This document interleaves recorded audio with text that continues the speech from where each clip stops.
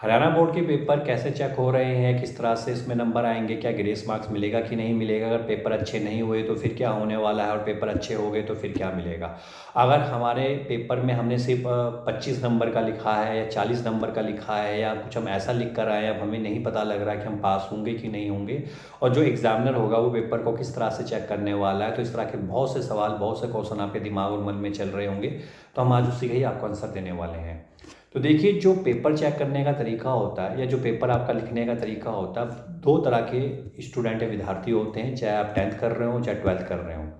उनमें पहला ये होता है कि एक तो पर्सन को पेपर नहीं आता है तो पेपर को किसी तरह कटिंग कुटिंग कर देता है। दूसरा वो होता है जिसको पेपर आता तो है लेकिन पेपर लिखने का तरीका नहीं पता होता, इस कारण से भी उसको प्रॉब्लम, दिक्कत का सामना करना पड़ता है। और थर्ड पर्सन वो होता है कि जिसको पेपर कम आता है लेकिन वो पेपर कुछ इस तरीके से लिखता है कि जिससे ये लगे कि पेपर उसको आता है। तो कई बार उसके उससे अच्छे नंबर आ जाते हैं जिसने पेपर पूरा लिखा हुआ है और या जिस जो बिल्कुल ही ख़त्म करके आया है। अब देखिए, अगर आपने पेपर में कमी की होगी, कटिंग ज़्यादा कर रखी होगी तो नंबर आपके कटने ही हैं।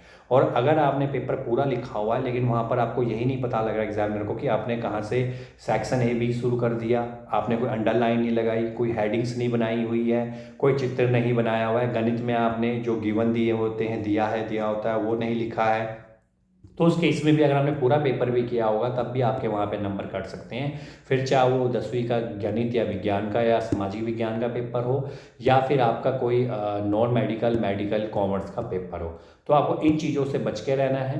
आपको अगर ये चीज़ें आपने नहीं की होंगी, आपने अच्छे तरीके से पेपर किया हुआ होगा, तो वहाँ पर आपके बहुत अच्छे नंबर इस बार आने वाले हैं, बहुत बढ़िया नंबर रहेंगे।